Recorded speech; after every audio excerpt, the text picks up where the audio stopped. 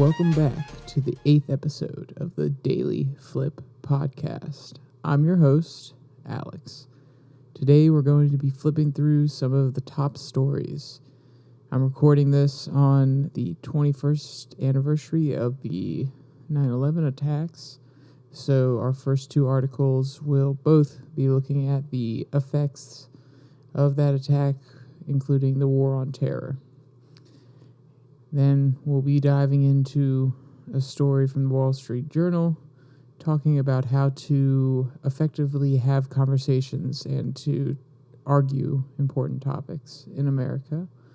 And lastly, we'll finish with our Daily Delight, a story that's meant to leave you feeling positive and ready to take on the day. Now that's enough rambling from me. Let's get into the stories. Our first story comes from the Daily Beast. The title runs, "A wounded Afghanistan veteran asks, was the war worth it?" In May 2008, a Taliban sniper round hit the wall just inches above my head. The photos of me reeling back and falling to the dirt were shared by the Pentagon to show the sacrifice of bravery of Americans on the Hamad province front line, even though there were already signs we didn't want to win the war. A little more than 2 years later, in October 2010, 9 years after I watched the Twin Towers fall at the end of my training at Camp Lejeune, I woke up with my head duct taped to my fridge with an IV drip in each arm. I had just downed 2 liters of tequila as fast as I could and left a note for my wife saying goodbye. I couldn't take the nightmares and the flashbacks anymore. 2 months earlier, I had caught in a IED blast in Mara on my 4th tour in Afghanistan that left me with brain injuries that caused memory loss and a rage disorder. My combat career was over. My health was in the hands of the government. I was declared 100% disabled by the VA, but 9 years after leaving the Marines, I have still not been medically retired. When I go to the Veterans Administration, VA, to get treatment from a doctor or psychologist, they tell me, "You've seen your physician once this year. Why do you need to see him again?" So they prescribe me more powerful prescriptions and send me on my way.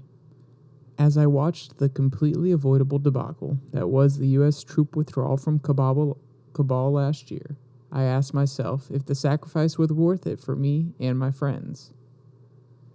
It's an impossible question.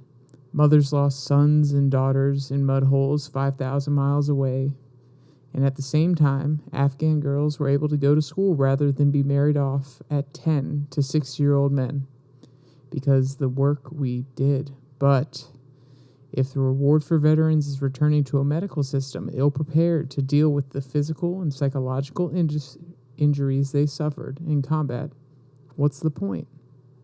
When I left the Marine Corps in 2013, after 13 years, I began my civilian career working as a counselor and advisor, talking to veterans about how much the VA is there for them. The problem is the VA wasn't, and in most instances, it still isn't. I have learned firsthand there is nothing for many of the men and women who have spent years fighting the Taliban after 9/11. Like me, many of the veterans I consoled had just graduated high school and weren't old enough to buy a beer when they were shipped to a country that until recently had been ruled by fascists imposing a 7th century interpretation of Islam on the people. Now it was ruled by a corrupt government and who had little authority beyond Kabul, and regional warlords with villages that we couldn't pronounce. Most of them, like me, had never left the United States. I was one of the first Americans on the ground in Kandahar Air Base in 2001.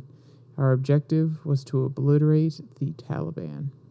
But by my final tour in 2010, I could see that there was no real desire to win the war from the U.S. or Afghan army. We were mostly playing detective to find out which locals were being extorted so that their opium poppy seeds could be used to make heroin. Marines were also terrified about breaking strict rules of engagement put in place by General Stanley McChrystal than they were hunting the terrorists we were sent there to find. I stopped believing the mission and became more focused on getting my men home. Some of them didn't return, and it was my fault. For the next 10 years, my desire to leave Afghanistan victorious and with a democracy in place disintegrated. And let's take a pause here. This is extremely sad that even the people that were most affected by 9/11 and felt so impassioned to go serve their country overseas and to fight terror, that they even became disillusioned with this war after 9 years of fighting. It speaks to how aimless we were when we went in. We had a goal within the first 5 years. And as we our approach was very structural in dismantling and finding key figures in the Al-Qaeda network to kill, not to be blunt, but to kill and dismantle the network. We had a very structured approach. And as time went on and we just wanted to spend more money and exert our influence overseas, it became more aimless. We started doing more work building schools in different organizations in the countries and building up infrastructure, but without a key guiding principle. So I'm a business major, and businesses need a vision and mission statement. These are the guiding principles. These are the things that they are aiming for. And they're not something that is as definite as, we will end this. So in a business, you don't say, we will end food insecurity. You say, we will try to bring as much food security to as many people as possible, because it's broad enough that you can expand, you don't limit yourself, and you can keep pushing towards something even if you've done 75% of the work. And our mission statement here was so narrow when we went into Afghanistan that we came within completing it, or at least our perception of completing it, within 5 years, maybe even 6 years of being there. So at that point, instead of pulling back and saying, okay, we've achieved our goal changed. It was now, we're nation building. We're building up the infrastructure so that the Taliban can't come back into power, which is still noble. But with that kind of pivot, a lot of the people that came into the military to fight terrorism directly because of what happened on 9/11, now they're kind of asking the question, is my time, my service actually worth it? We're losing men every single day to attacks from different organizations, different small-time warlords in Afghanistan. And what are we achieving? Are we still tearing down Al-Qaeda, or are we just protecting the rights of a population in a different country, such as women in this case? So you could see where this slowly evolving, moving target essentially created a lot of problems internally in the military, and also the public perception that we had here back at home. So next, that's why the horrifying scenes from August 2021 shouldn't have come as any surprise. Any young lance corporal on their first deployment would have seen it coming. But the armchair generals in their ivory towers had blinders. The scenes of men, women, children in stampedes desperately trying to get out of Hamad Karzai International Airport represented the implosion of 20 years of fighting and the desperation veterans still face. It fills me with fury that my story isn't unique. By 2014, a year in my new civilian life, the list of powerful medications I was prescribed had increased to 18 pills every day. I I lined up the opioids on the table, popped them one by one in a ritual more natural than breakfast.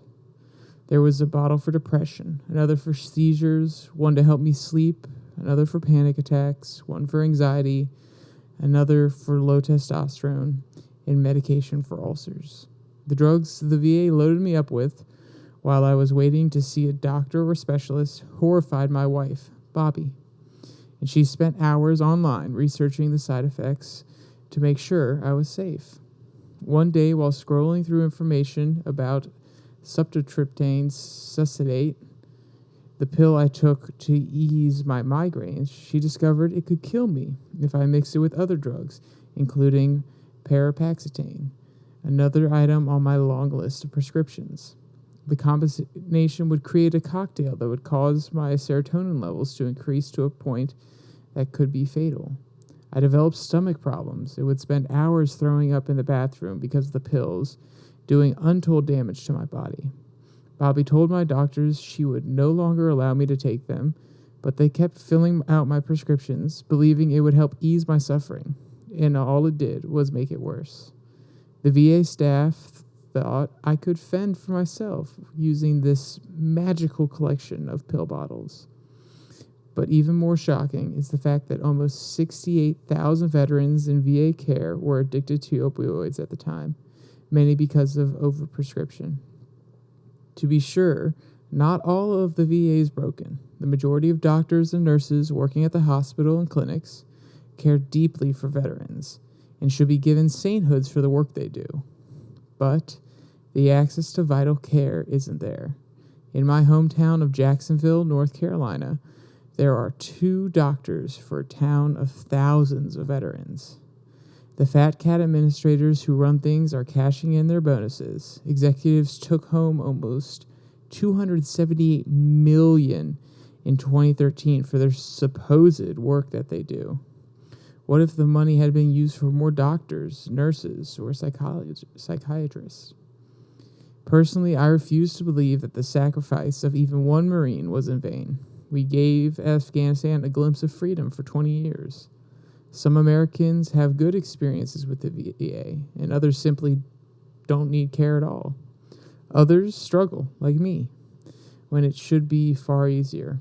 All veterans should be able to get doctor's appointments without waiting weeks and should be given the decency of proper, attentive care after risking their lives thousands of miles away. My anger over this country's treatment of veterans, which claims to celebrate as heroes, is why I finally built up the courage to sell my story in my book. Now, I know more than ever, my experience is one that needs to be shared and understood. There are men and women who need help now, and there are still many more that will need it in the future. So a pretty scathing review, or at least an honest look at the VA here in America. And that's something that has gotten a lot of attention over the last few years, especially with our increased presence, or at least the presence we had in Afghanistan and all these other insurgencies into other countries where we're trying to fight terror, quote unquote. We built in a great system. We have a great military system when you're overseas. The chain of command is clear. We have lots of resources, at least the best we can provide for our military personnel overseas. But then when they come back, they get absolutely stranded.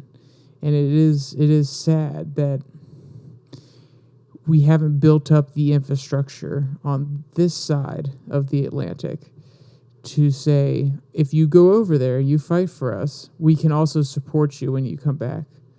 So maybe it brings up the question, should we rehaul the VA from an internal point of view? Should we spend tax dollars to redo the VA?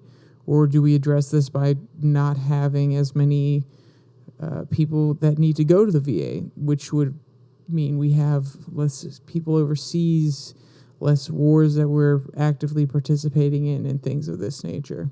It's a very hard question to answer. But after 20-some years in foreign countries being involved, I think we need to take a more isolationist more isolated view in that we need to worry about ourselves domestically first. I mean, we're going through crazy inflation at the moment. We have lots of issues domestically that we need to address. So I don't necessarily think that we should be spending as much time and energy overseas. But there's a counterpoint to this, which comes from Fox News. The headline reads, "Are we safer today than on 9/11/2001? More than 20 years ago into the war on terror, a year after the Taliban overtook Afghanistan, terrorism still remains a threat to the American security and interest around the globe." Quote, "I think security has certainly improved," end quote. Long War General Managing Editor Bill Raggio told Fox News Digital, quote, "You haven't had a major 9/11 style attack. There have been other attacks, but certainly nowhere to the magnitude of 9/11, end quote. Much has changed since Al-Qaeda terrorists hijacked planes and sent them crashing into New York City's World Trade Center and the Pentagon, resulting in over a 2-decade war on terrorism and overhauls of federal intelligence and law enforcement agencies aimed at preventing another attack. Some changes, such as the addition of the Department of Homeland Security, have made the U.S. less vulnerable to attacks, experts say. Quote, "We have learned since 9/11 how to protect Americans from terrorism," end quote. President Biden's counterterrorism advisor, Elizabeth Sherwood Randall, said last year during an experience at the Atlantic Council, quote, "It isn't a fail-safe, and terrible things still happen, but through a combination of actions abroad and at home, we have thus far been able to disrupt and prevent another 9/11 style attack," end quote. Yet the threat that shocked Americans 21 years ago remains strong throughout the world. Quote, "The threat that emanates from terrorist groups across the world remains and has metastasized in the region where there wasn't a jihadist presence," end quote, Raggio said. According to a Washington Post ABC News poll conducted last year, 49% of Americans believe the country is safer today than it was before 9/11, while 41% believe the U.S. is less safe than it was 21 years ago. The numbers mark a dramatic departure from the same survey 2 years, only 2 years, keep that in mind, after the 2001 invasion of Afghanistan. In 2003, 67% of Americans believed the country was safer compared to 27% who said it was less safe. That drop-off is staggering. 2 years after we had the worst terrorist attack on U.S. soil, and we're showing in what? So the math here is we have 67 in 2003, we have 49 last year. That's a 17-year difference, and it's a drop-off of nearly 28 percentage points.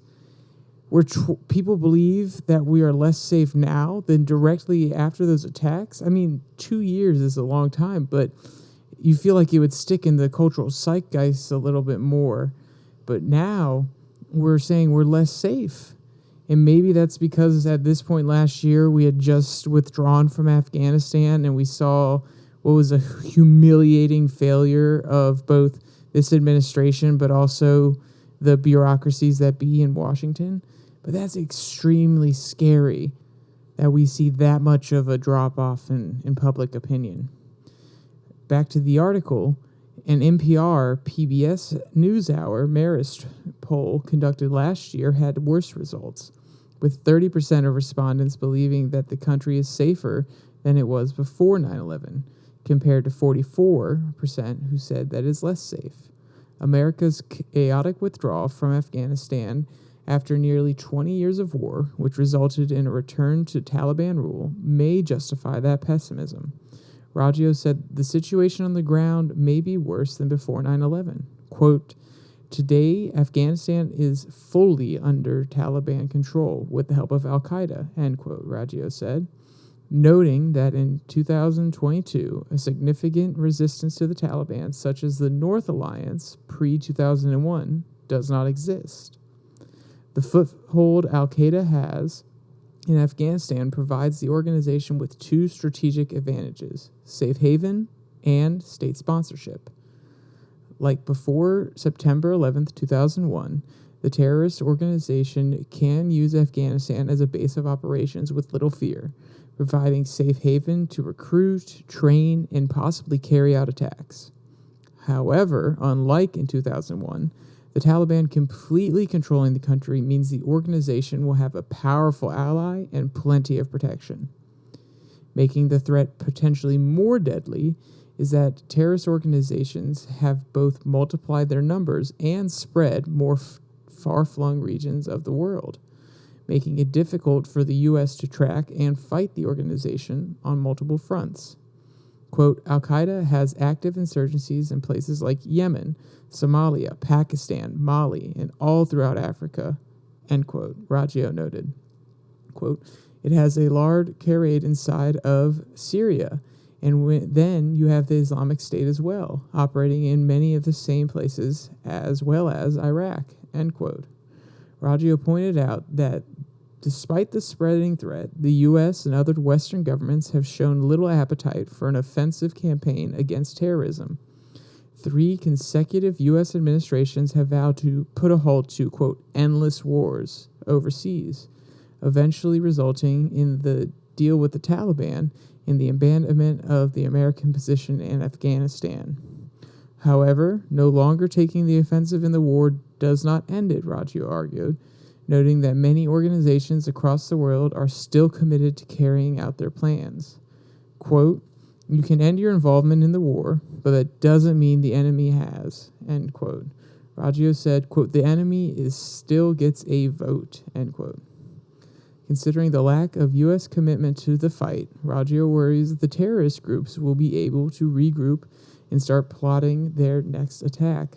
He noted that many didn't accept terrorists using box cutters and airplanes to attack the U.S. 21 years ago, arguing that they now have the ability to plot their next large-scale attack while no longer on the defensive.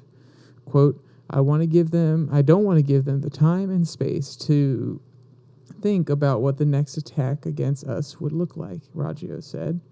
Quote, they're indoctrinating, they're collecting funds, they're plotting their next attack against the West. He added, quote, we have limited capabilities to reach out and touch them, and that gives them the ability to innovate. I think Raggio, obviously because of the group he's associated with, is a little bit of a war hawk. I don't know if we necessarily need to be as active on the front line as he would propose. And the reason I say that, not just, I don't think we should be involved, with the context of that last article, but in general, I've seen throughout my 20 years how this war has been ongoing. And as I mentioned earlier, the target continues to move. We go in with one clear goal, or at least a few murky goals, like, we will end terrorism, but we will also end it abroad, which was something Bush said. He said, we're going to get the terrorists that attacked us, but we're also going to stop this kind of terrorism throughout the world. That is a very, very broad brush to paint our mission with. That is very ill-defined. And then, as I mentioned earlier, the target moved. Once we had gotten rid of a lot of al-Qaeda's leaders and gotten rid of some of their infrastructure in Afghanistan, it became nation building, trying to spread democracy. That's a noble cause. But does that mean that our tax dollars need to go there and stay in that other country, constantly sending over rations, military equipment, doing training for foreign languages, bringing in resources for universities and schools? Do all our tax dollars really need to go to that overseas? And then, not only am I looking at how does it affect the average citizen, we have to look at that last article, like I mentioned before this rant got a little bit out of control. The effect it has on our soldiers coming back from Afghanistan, coming back from these war zones, and being absolutely devastated. The previous article talked about how he's on 8 different types of medications, and he at one point woke up taped to a fridge with IVs in his arms because he had written a suicide note and he couldn't stand living anymore. These kind of results, though they are not every single soldier, though we do not see every single soldier coming back with PTSD or losing an arm, some are able to come back into civilian life no problem. They're able to come back, see their wives, raise their children, even become prominent members of Congress like Dan Crenshaw. But that's not the case with everybody, and we need to take those smaller sample sizes of veterans that don't return well and that are not being treated well as well when they come back and they go to the VA for help into the equation. Is the cost-benefit analysis of this war, are there more benefits than costs? I can't see it. I don't. As a person who was born a year before the 9/11 attacks and has lived through all 21, 22 years of our involvement, even though I can't remember all of it when I was younger, I can remember a lot of it from the time I was about 8 and beyond. I don't think it's worth it. I think these endless overseas wars, as you see Tulsi talking about, you see Trump phrasing it that way, these endless overseas wars are not a good use of our money and our time. I think that, yes, they keep us militarily prepared. They keep our soldiers trained so that if anything does happen, we're not going to look like Russia or China, who only has run military drills rather than being in an actual conflict and having soldiers who are prepared for battle. But do we really need to be this prepared where we can't go 10 years without being in some sort of giant conflict? We went from Korea to Vietnam to the Gulf War, and then we're jumping into Iraqi freedom. I don't see it. I don't think it's a good use of our taxpayer dollars, and I think we need to worry about more domestic issues before we start trying to fix other people's countries. Now, does that mean that we shouldn't export influence, that we shouldn't try to hold our position on the world stage? No, that's not what I'm saying. I think we can do that in a cultural as well as economic sense rather than being ever present in a military sense.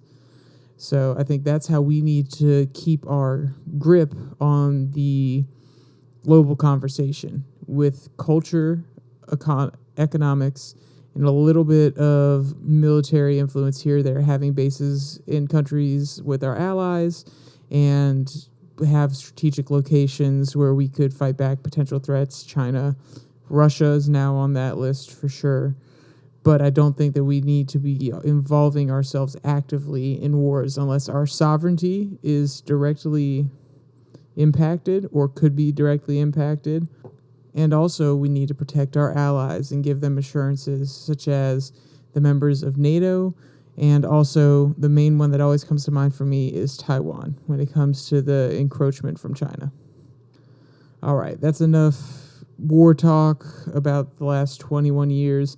You can make up your own opinions if you want to throw them in the comments section and talk about it. That'd be great. But let's move on to something a little different. So from the New York Times, how to argue well. So it's an opinion piece by Pamela Paul.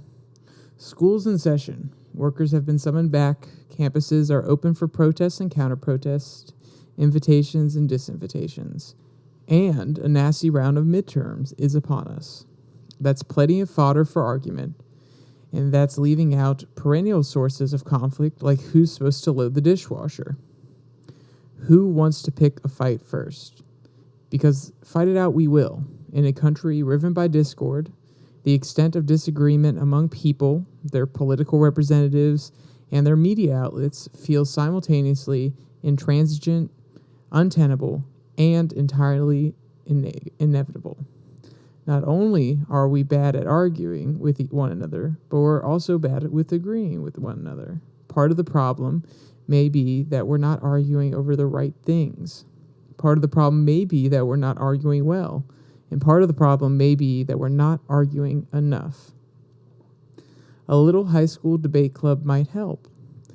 Bo Seo, a 28-year-old two-time world debate champion, says the problem of polarization isn't so much that we disagree, but rather we, quote, disagree badly. Our arguments are painful and useless, end quote. We spend more time vilifying, undermining, and nullifying those we disagree with, rather than opening or changing their minds. If people took their cues from the world of competitive debate, he argues in a recent book, it would be easier to get people to reconsider their views, or at least consider those of others. Let's consider his argument. In his book, quote, Good Arguments, How to Debate Teaches Us to Listen and Be Heard, end quote. Seo, now a second-year student at Harvard Law School, says what we need to do is disagree more, but do so constructively. In debate, he writes, rebuttal, arguing back, is a, quote, vote of confidence, not only in ourselves, but our opponents, one that contained the judgment that the other person has deserved for our candor, and they would receive it with grace, end quote. Approaching arguments with reason, logic, respect, and empathy can help people handle opposing views. While that may not work on Twitter, where character assassination and chasing likes win over good faith argument, or in electoral debates, which have become little more than sponsored advertisements or opportunities to loom malice over one's opponents, it may work in real life. But you have to keep in mind a few key principles. First, know when to engage. Arguments, Seo reminds us, are, quote, easy to start and hard to end, end quote. For a dispute to go well, it should be real, important, and specific. You need to have a point to make, not just an emotional conflict or complaint to air. If someone has hurt you, figure out why. That becomes a real basis for an argument. Next, pause to consider how important that point is and whether it's worth arguing over. Finally, stick to the specific dispute at hand so that the argument doesn't expand or spiral.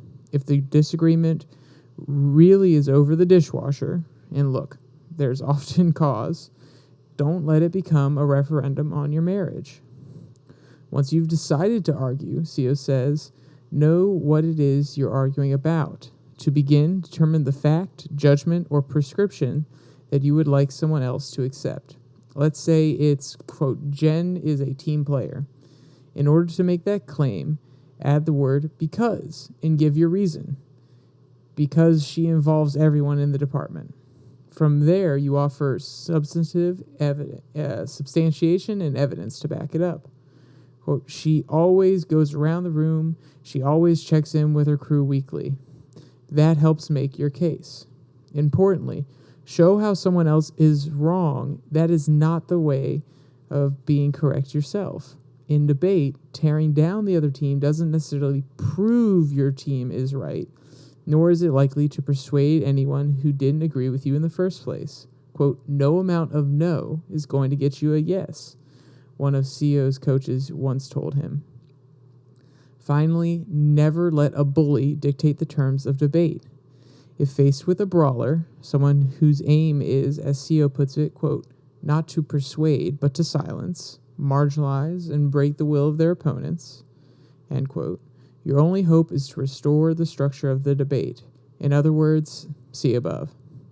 Some say competitive debate is a flawed model for healthy discourse, whether for domestic disputes or political disagreements. In an essay in the Dublin Review, the novelist Sally Rodney, a former champion debater, characterized formal debate as overly aggressive and possibly immoral. Quote, for the purposes of this game, the emotional or relational aspects of argument are superfluous, end quote, she wrote. The novelist Ben Lerner, who also spent years as a debater and experience he drew from in his 2019 novel, The Topeka School, told me that he had to unlearn the idea that, quote, every conversation ended with a winner and a loser, end quote. Whatever the shortcomings of school debate, Our prevailing models for arguing, cable news and courtrooms, certainly don't offer much hope. As Mark Oppenheimer, a former religion reporter for The Times and author of a memoir about debate, told The New Yorker in 2010, quote, "The soundbite culture has ruined it all," end quote. And that was 12 long years ago. But CO thinks we idealize the past of civil disagreement. Quote, "Those were times when people weren't able to speak," end quote, he told me recently. Quote, "The disagreements they weren't visible. What we are doing right now is unprecedented, which is allowing a diversity of people to speak," end quote. Avoiding difficult conversations, he said, can, quote, "shade into contempt and otherness," end quote. The best place for those disagreements may be outside our current public forums of debate, places that offer a chance to meet people where they are rather than perform in front of an audience. Rather than annihilate a classmate in a large lecture hall, invite him to coffee. Take a conversation offline, which removes the incentives to escalate. You can't deplatform your uncle at Thanksgiving, CO points out. After the long hibernation of COVID and a few especially brutal years of online discourse, we could all use a little practice having face-to-face disagreements again. That much, at least, isn't arguable, which is a very clever way to end the article. And I think she's definitely getting at something here, which is we tend to shoot past one another when we're having conversations or debates, arguments. I think a key thing that they don't necessarily mention here is establish your bias, your principles from the very beginning.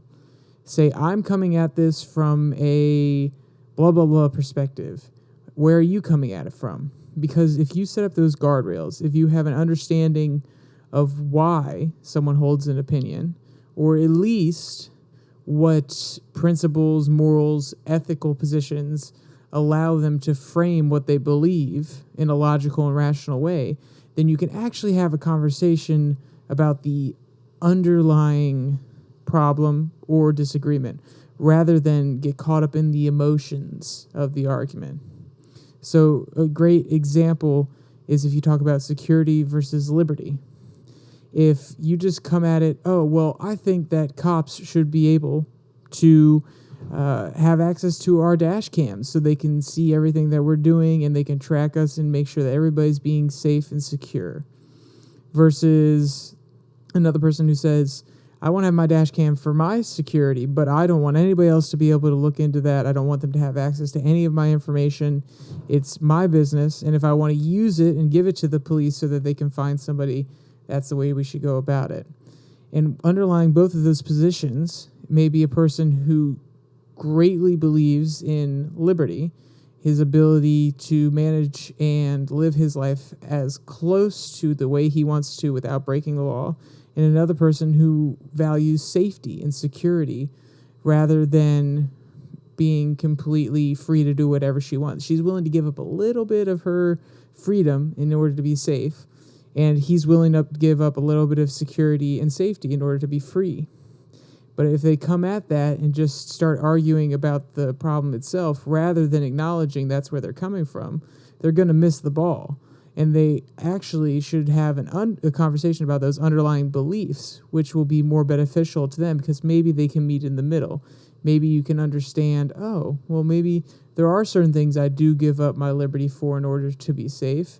And maybe she can understand why giving up your liberty and some of your rights may be not the best thing, even for a little bit of security. So that's one of the main things that I took away from one of my philosophy classes with my Professor Zimmerman. He used to say, I don't care what you think, I want to know why you think that way. And that really always stuck with me because it really gets you to stop and think and say, am I holding on to certain beliefs because of emotions, or is there a good rational thesis behind here? And then it also makes it easier to have conversations with people and debate them about different topics. And not necessarily in a hostile way, but to at least have a conversation where you're trying to understand one another and it gives you better insight as to why certain people might hold those beliefs. And maybe you can relate with that a little bit better when you understand their underlying rationale. All right. So our last one, our daily delight, it comes from today. King Charles Spaniel owners are celebrating the ascension of Charles III. Queen Elizabeth was known for her love of animals, especially her beloved corgis. The British monarch and her four-legged friends have been connected since she was gifted her first corgi, Susan, when she was 18. In the wake of her death on September 8th, her son, the former Prince of Wales, became King Charles III, and with that name change, his subjects were celebrating two certain similarly named breed of dogs. One, the King Charles Spaniel, and two, the Cavalier King Charles Spaniel. Charles' kinship was automatic, and a spokesperson for the 73-year-old royal confirmed to NBC News that he would be known as King Charles III. Writer Molly Goodfellow's tweet went viral after she wrote, "Gonna be impossible to say the words King's Charles without adding the word Spaniel at the end of it, I'm afraid." That also fueled King Charles Spaniel owners to share their thoughts on the new King of England and to show off their furry friends, who appear to now have regal attitudes. Quote, "As the owner of King Charles Spaniel, I can confirm my whole family now refers to him as Your Majesty," end quote, one person replied to Goodfellow. Another person wrote, "My parents' King Charles Spaniel minutes after hearing the news," and it came with a snap of the family pup looking very excited. Quote, "If you have a male King Charles Spaniel, you have to put a crown on his head and tell people to bow. Change his name to His Majesty," end quote, another person suggested. So it's nice to see that even with the death of Queen Elizabeth, that something nice can come out of that situation with the cute little story about the King Charles Spaniel. All right. If you want to see or read any of the articles that I went through here today, the link to them will be in the description below that like and subscribe button. And with that, there's only one more thing to say. Stay safe. Don't die.